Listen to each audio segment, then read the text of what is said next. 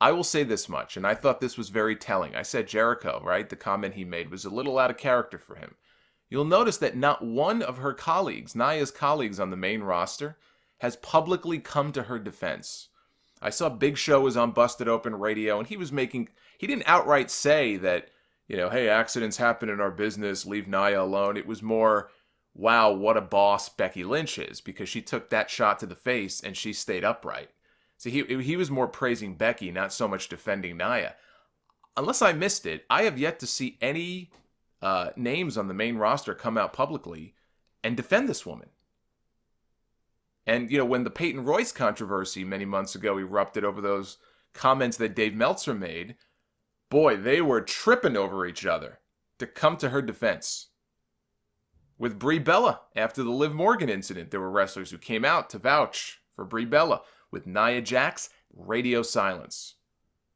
And I said before, there were reports that the SmackDown women's roster, a lot of the women on that roster were very upset with Nia over what happened.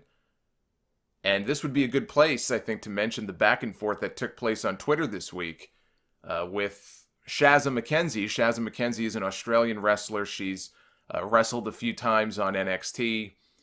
Her and Lance Storm had a little, shall we say, back and forth about this issue on Twitter this week. Shazza posted a tweet that people had very different heated opinions about all the hate that Nia has been getting online. And she said, you know what annoys me? If Becky and Nia were guys, we would not even be having a discussion about the safety of a worker. That was her initial tweet. And that's bullshit. And Lance Storm rightfully called her out on that and also called it bullshit. And Lance Storm said to her, remember Bret Hart burying Seth Rollins for breaking John Cena's nose, or people burying Jinder Mahal for, KOing Finn Balor that one time on Raw, or when Ken Anderson got fired after dumping Randy Orton on his shoulder. Perhaps you should pay closer attention. That's what Lance Storm said. Now, she was expressing her opinion. She is certainly entitled to that opinion, but she was also exchanging words with Brian Pillman Jr. He got involved in the conversation, and he disagreed with her. Will Ospreay also came out. He disagreed with her.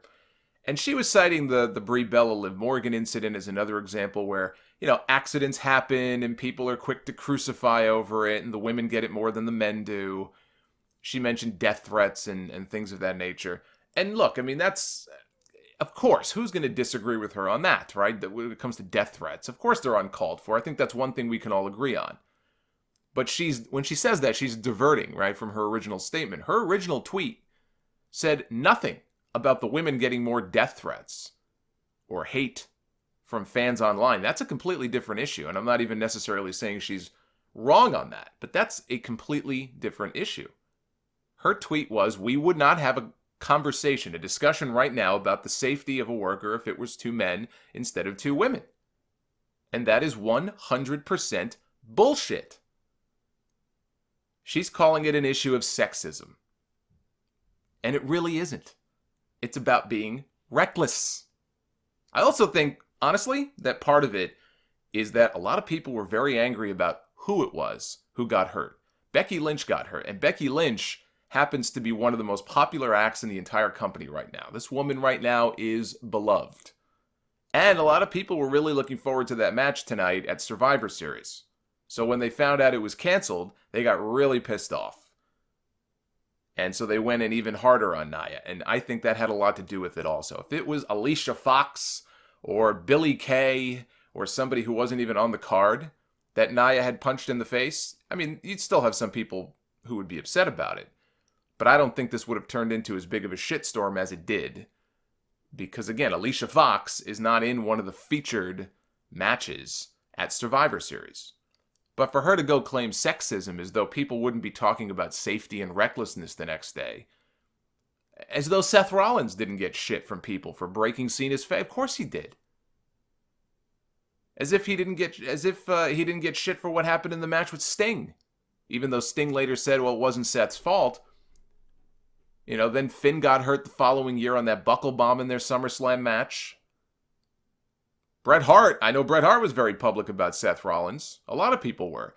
Now, Jinder, I'm going to defend Jinder here because Jinder got shit for KOing Balor on Raw, but I'm going to defend him because I don't ever remember hearing about Jinder Mahal having this reputation for injuring people before that happened. So I actually don't think that's fair to kind of lump him into this conversation. But you could think of other names over the years that have been accused of whether it's recklessness or being overly stiff and hurting people. Sheamus, people used to say that about Sheamus. He used to get shit for that. I mean, hell, Ahmed Johnson, God, you can go back 20 years ago. Ahmed Johnson was a laughingstock. He became a laughingstock for hurting people, including himself. It wasn't just limited to his opponents. He was so reckless that he would injure himself. He spent more time on the injury list than he did on the active roster competing in actual matches. If Twitter existed back then, this guy would have been excoriated for it. So let's not pretend that we wouldn't be having this conversation right now. You know, the death threats and the misogynist statements, obviously they're uncalled for. Absolutely. And there has been some of that, without a doubt. And it needs to stop. You can make your point about Nia being dangerous or sloppy or whatever without referring to how big she is. I don't support that. I'd like to see, frankly, what some of those people look like behind their keyboard. Pot, meet, kettle. I can only imagine what some of these people look like. But I truly don't believe that if it was Toni Storm, or if the shoe was on the other foot and Becky Lynch was the one who threw that punch and caved in Nia's face, that you would have people calling for them to be fired or sent down. Because those two, forget that they're so well liked by a lot of people, but I'm not aware of there being any sort of history with them as far as them hurting other wrestlers. So I don't think that if it was Becky or Toni Storm or somebody like that, that people would be calling for them to go down to developmental or be calling for them to be fired. I don't believe that to be true. Just because you have a bunch of raving psychos online who think it's okay to say kill yourself to somebody on their Twitter account over a punch to the face, that doesn't mean that anybody calling attention to this, to a pattern now with this woman, is automatically sexist. She wants to talk about sexism in the wrestling business, which does exist, then, and maybe she's had to deal with it herself. Maybe she's talking from experience. She is well within her rights to go ahead and start that conversation. Don't use this as an example of it.